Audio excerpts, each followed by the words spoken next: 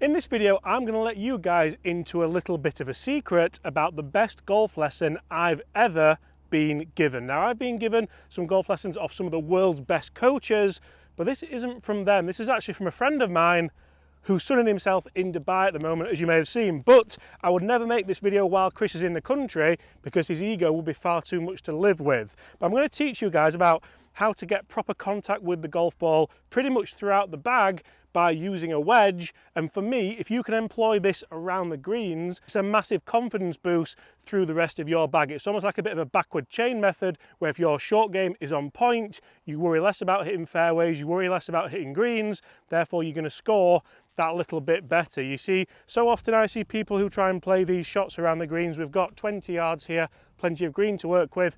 And a lot of people think, oh, I'm going to try and play the percentage shot. I'm going to play a little bump and run shot. That's all good and well, but you have to have the correct technique. So the correct technique, ideally, would have more rotation in it than a lot of people would think. You see, if you don't rotate that club face on the way back whilst you are rotating your chest and shoulders, you generally start to see a club that works up and out here. Now, if you start to get a club that works up and out, that's when you generally start to get steep into the ball. That's when you can cat flap it or duff it. That's what I used to do when I was under pressure massively. So if I was trying to chip over here, I would pick the club up and that'd be a shot that I would see. This isn't ground interaction that we want. That isn't using the bounce of the club. We're not using the sole of the club, and we're certainly not even getting to use the loft of the club. So when people say, I'm going to use a pitching wedge, a 9 iron, an 8 iron, even a chipper, you need to be able to get contact with the ground, with the bounce, so that you can get that ball moving towards the target at a speed you want. You see, getting the correct speed off this club face is the massive factor that so many golfers get wrong. So if I was to let that club face rotate on the way back, you can see that that leading edge is now matching my spine angle because it's turned around the arc while I'm rotating my sternum. We know that my weight wants to stay left. We know that I want to just release that club properly, and you can almost do this just with one hand and you can start to get a nice strike to get up there. I've done that with the right hand. I can also do it with the left hand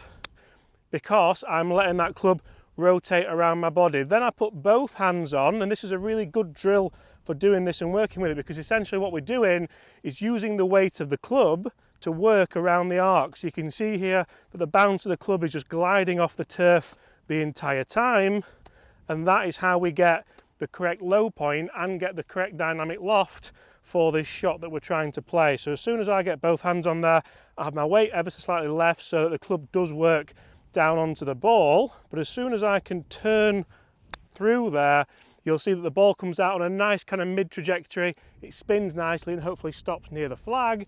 The last thing you want to do is start thinning these, start fatting them, because then you're not going to be confident through the bag. You start worrying about hitting more greens, then you start worrying about hitting fairways, and as soon as you start worrying about anything like this, that's when you're going to really struggle to get good at golf. Now, how else can this help you around the greens, you ask? Let me answer. So that was a shot where we had nothing we had to go over. We didn't really have to produce too much dynamic loft to that ball, and we could just knock it down there. All of a sudden, we now have a bunker in the way. We now have to get a little bit of dynamic loft working towards that ball. And what I see so often here is people who will let the club face rotate back. So the club will turn this way, but then they'll try and hold that loft off and won't rotate the club on the way through. This is what I used to do. Years ago, me and Chris went to work with Bob Vokey out in Spain. It was on the launch of the SM8 wedge, I believe, and I was chipping so bad. It was so embarrassing. We're there with Bob Vokey. Chris pulled me to one side and he said, James, you need to make sure that you've got a really good takeaway here, but as you rotate through, keep that club turning so you almost feel like the hands are turning that club over. The hands aren't actually turning it over. The hands are just a passenger of how the body moves. So as long as your weight stays on that left side, even if you're trying to pop the ball up in the air, you can rotate that club face, you can still get plenty of dynamic loft, but because the club face is turning over and moving with the body, the club then has its own momentum to get you the strike. So this is quite a difficult shot. The grass is into us as well, so this is a shot which so many golfers would hate, but because I can just let that club turn through, you can see I can get the strike. The ball stops pretty much dead. These greens are rapid, by the way, today as well, and it's got just a little bit of spin to help you get a little bit more control. So many golfers ask, James, how do I get more spin around the greens? How can I start to get a bit more grab? You're going to get more grab by getting more consistent contact. You're going to get more consistent contact pretty much by doing this. So I've got the club face ever so slightly open, I've got a 56 degree, and I've got plenty of bounce to get underneath this ball. So as I rotate the club through, you can see just go in. Oh, you can see just how consistent that ball's popping up. It's popping up through the same flight window.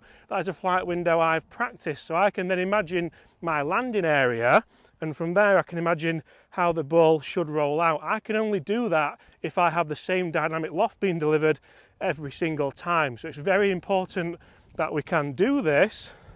And once again here, a nice turn and release. Ball pops out the same, spins, and almost goes in again. Okay, so you've seen a nice simple bump and run, you've seen a little bit of a chip over a bunker, but what do I do if I get in the bunker? Because that's the shot that so many people hate, and that's the shot that I'm actually quite good at. Let me explain.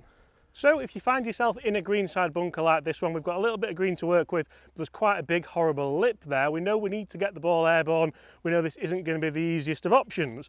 Well, again, if I have a little bit of loft on this club face, and the key thing I want you to take from this video, guys, and I really want you to practice this as much as you can, is just when you rotate through the ball, let that club keep turning through the shot. Do not think I want to hold that loft and keep it moving this way. I want that shaft to work around my body, my hands to work around the body. That's going to really help me shallow that club out. But if I have my weight left, it really doesn't matter how the ball's lying too much, because I'm going to have plenty of loft and speed through that shot. So you can see the momentum there, even though the sand was behind the ball where I was moving my foot, has allowed the ball to come out to around 10 feet. If I have a better lie, then that ball will come out a little bit higher.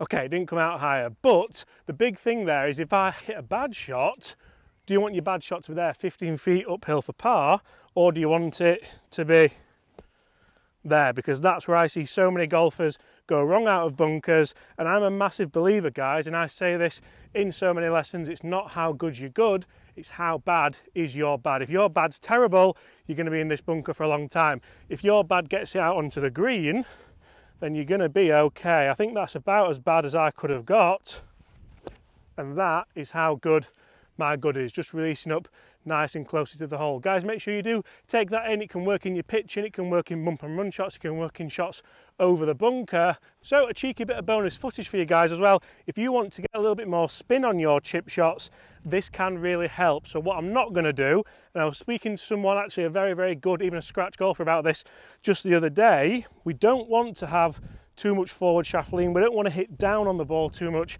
Everyone thinks that's how you generate more backspin, when realistically all you're doing is compromising the strike on that shot. So I'm going to have the ball middle of the stance. I've got a 56 degree wedge, and all I'm going to do is have a nice neutral shaft angle here. So I'm not going to have it too far forward, I'm not going to have it too far back. It's just going to sit nice and neutral, pointing just to the left side of my belt buckle for a right-handed golfer. And from there, if I have plenty of speed and rotation, you can see that ball just starts to grab a little bit, even if you don't quite strike it like I did there. That's the one you want to see. One grab and then just stops a little bit. Greens are rapid here today though, and still rolls towards that hole.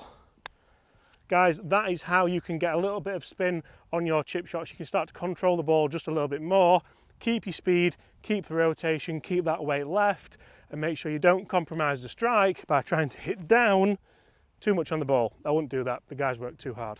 See you tomorrow.